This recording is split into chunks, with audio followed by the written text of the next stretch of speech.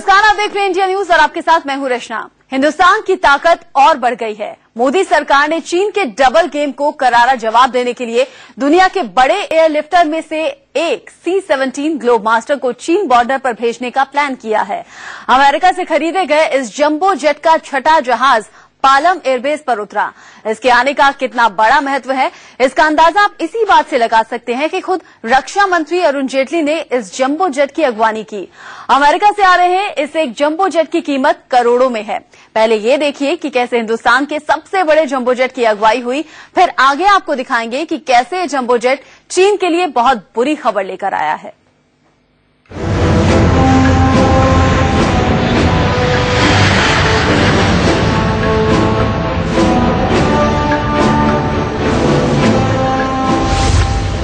हिंदुस्तान की धरती पर उतरा दुनिया का सबसे बड़ा सुपर फाइटर।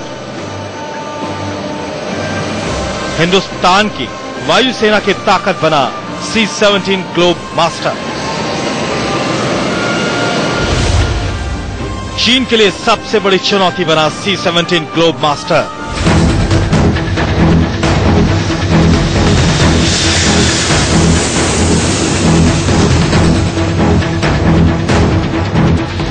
हिंदुस्तान की सीमा में घुसने के लिए अब 100 बार सोचेगा चीन।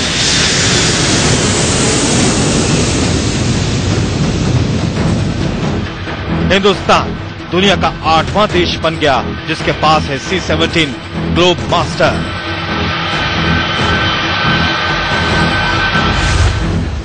अब तक पाकिस्तान और चीन के पास नहीं है दुनिया का सबसे बड़ा सैन्य मालवाहक विमान C-17 ग्लोबमास्टर।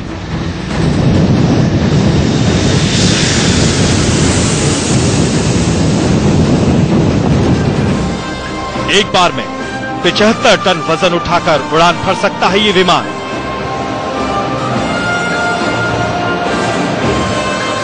सोमवार दोपहर 12:05 पर पालम एयरबेस पर उतरा C-17 ग्लोबमास्टर। रक्षा मंत्री अरुण जेटली ने छठा ग्लोबमास्टर वायुसेना को दिया। इस मौके पर एयर चीफ मार्शल अनूप राहा, एयर अफसर commanding in chief western command air marshal SS Soman और वायुसेना के बड़े अधिकारी मौजूद थे। C-17 ग्लोबमास्टर का ये छठा विमान है जो वायुसेना के बेड़े में शामिल हुआ।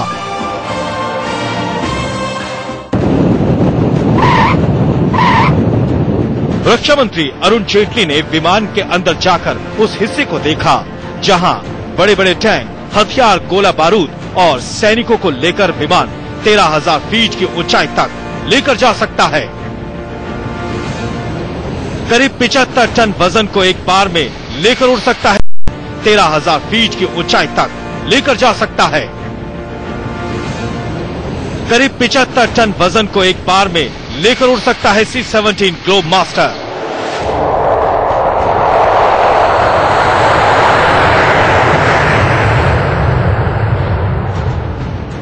अब आपको बताते हैं C-17 ग्लोबमास्टर कैसे चीन के सब विमानों पर भारी है।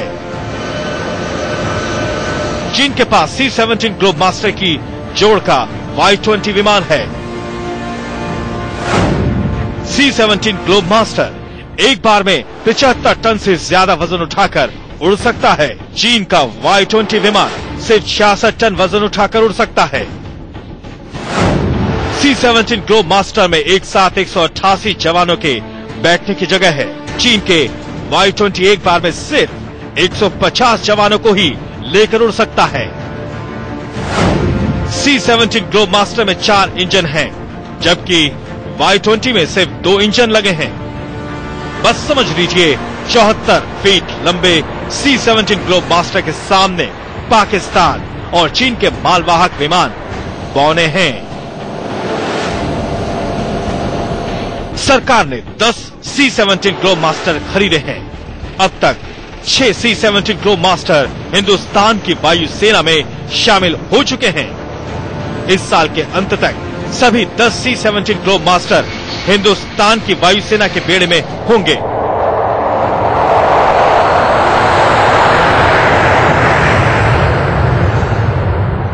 प्रशांत वत्स, दिल्ली, इंडिया न्यूज। आपने जंबो जेट की दिल्ली में अगुवाई देख ली। खबर यह भी है कि पूर्वी सीमा पर आए दिन होने वाली चीनी चहलकदमी और घुसपैठ से निपटने के लिए मोदी सरकार इसे चाइना बॉर्डर पर तैनात करने जा रही है। सवाल यह है कि एयरलिफ्टर हिंदुस्तान के लिए क्या करेगा। आपकी आंखें फटी रह जाएंगी।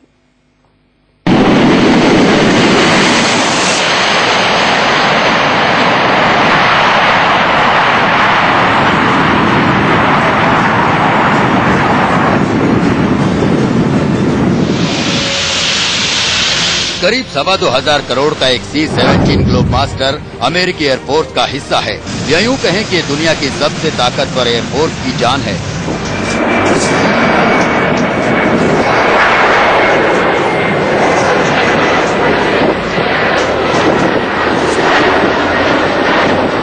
तो 16 इस किस्म के जहाज हमारे पास हो जाएंगे और जिससे कि हमारी जो एयरलिफ्ट कैपेबिलिटी है, याद रखिए मालदीव के ऑपरेशन में, श्रीलंका के ऑपरेशन में आपने इन जहाजों का, इसके बराबरी के जहाज जो IL-76 हैं, उनका बहुत खूबी से इस्तेमाल किया था। इसके आने से हिंदुस्तान की ताकत किस तरह बढ़ेगी, उसे समझने के लिए इस 51 साल पुरानी तस्वीर को देखिए। आजाद होने के बाद हिंदुस्तान विश्वासघात की सबसे बड़ी मार को सह रहा था। पूर्वी सीमा पर चीन 1962 में हिंदुस्तान का वजूद मिटाने पर आमादा था। कहते हैं हम चीन को जवाब दे सकते थे, लेकिन हमारी पूरी सप्लाई लाइन खत्म हो चुकी थी। अगर 10 सैनिक आगे लड़ रहे थे तो उनकी मदद के लिए 20 सैनिक चाहकर भी नहीं भेजे जा सके। चीन के साथ हिंदुस्तान से लगने वाली 4057 किलोमीटर की सीमा पर आज भी हालात बहुत नहीं बदले हैं, लेकिन C-17 ग्लोबमास्टर के हिंदुस्तान के बेड़े में शामिल होने के बाद हालात पूरी तरह बदल जाएंगे। कैसे, वो देखिए।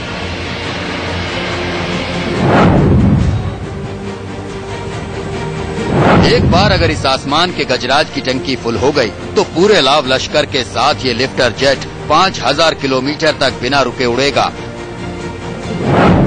जबकि दिल्ली से लद्दाख में जुड़ी चीन सीमा करीब 1200 किलोमीटर है, जबकि दिल्ली से अरुणाचल में चीन की सीमा 2300 किलोमीटर ही है। C-17 ग्लोबमास्टर इससे करीब 2 गुना आगे तक बिना रुके जा सकता है। इसमें हम टैंक्स भी ले जा सकते हैं, 1-2 टैंक्स भी उठा के ले जा सकते हैं। इसमें आर्मर्ड पर्सनल कैरियर्स भी हम ले जा सकते हैं, एम्यूनिशन भी ले जा सकते हैं। इसका पेलोड जो है वो काफी बहुत ज्यादा है और ये एयरक्राफ्ट बहुत ही एक अहम एयरक्राफ्ट है जो हम लाए हैं। C-17 को उतारने के लिए सिर्फ 1000 मीटर लंबी पट्टी चाहिए। ऐसी करीब 5 पट्टियां चीन से लगी हिंदुस्तान की अलग अलग सीमाओं पर मौजूद हैं। C-17 में क्या क्या ले जाया जा सकता है? 77.5 टन यानी 77,500 किलो वजन, 188 सैन्य LMB, ट्रक, टैंक, छोटे प्लेन, हेलीकॉप्टर। देखिए ये तस्वीर C-17 के अंदर की है। लगता है जैसे किसी बोइंग का खाली डिब्बा हो, मानो विमान के अंदर एक बंदरगाह हो।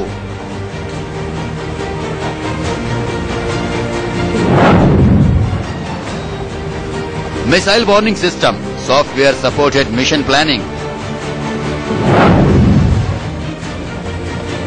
100% प्रूफ ऑटो हाइड्रोलिक सिस्टम। मतलब आप समझिए, आसमान में ये जहाज जब उड़ता है तो इसके साथ मिलिट्री की 2 कंपनियां हर तरह के हथियारों के साथ भेजी जा सकती हैं। इसकी एक झलक देखिए। ये तस्वीर अफगानिस्तान में नाटो फोर्स के ऑपरेशन में लगे अमेरिकी C-17 की है। अमेरिका करीब करीब अपने हर बड़े एयरफोर्स ऑपरेशन में इस लिफ्टर जेट का इस्तेमाल करता है। नीति जो हुई उसमें बदली है, उसमें ये हुआ कि हम डाइवर्सिफाई कर रहे हैं अपनी परचेज। पहले हम ज्यादातर हमारे इक्विपमेंट और प्लेन्स और वॉर मशीन जितनी भी थी वो सब रशियन, सोवियत यूनियन की या रशिया से आती थी। अब हम लोग उसको डाइवर्सिफाई कर रहे हैं और अमेरिका का ये एक बहुत अच्छा प्लेन समझा जाता है, one of the best transport plane है। अगर पूर्वी सीमा पर चीन के साथ कभी किसी तरह की बात आगे बढ़ती है तो ये लिफ्टर जेट अलग अलग एयरबेस से फौरन उन इलाकों में हजारों सैनिकों को पहुंचा देगा। संदीप के साथ सत्यप्रकाश, इंडिया न्यूज। और अब आपको दिखाते हैं कि ग्लोब मास्टर चीन की आंखों में क्यों खटक रहा है, क्यों ये चीन के लिए बहुत बुरी खबर लेकर आया है।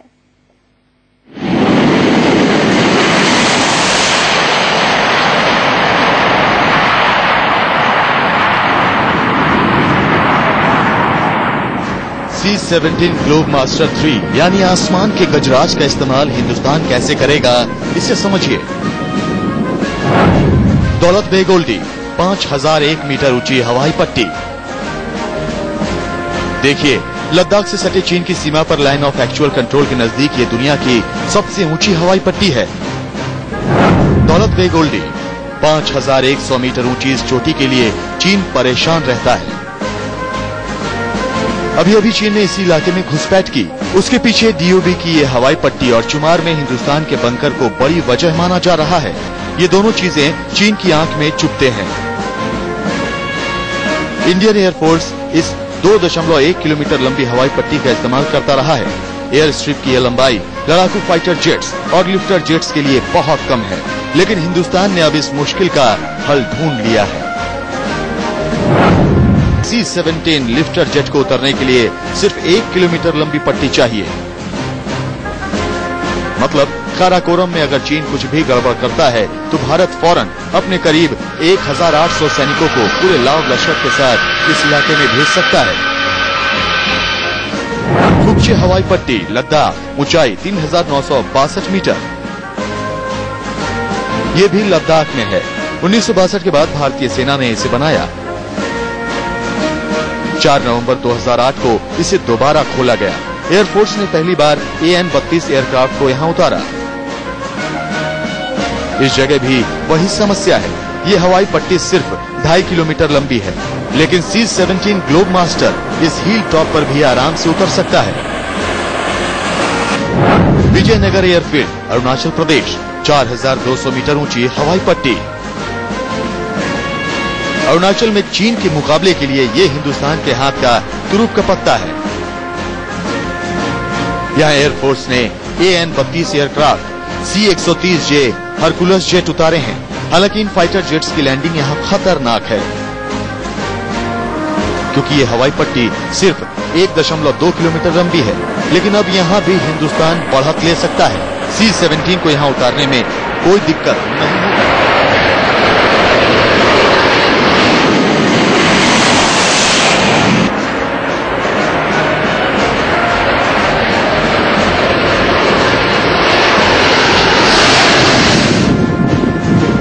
संदीप के साथ सत्यप्रकाश, इंडिया न्यूज, दिल्ली।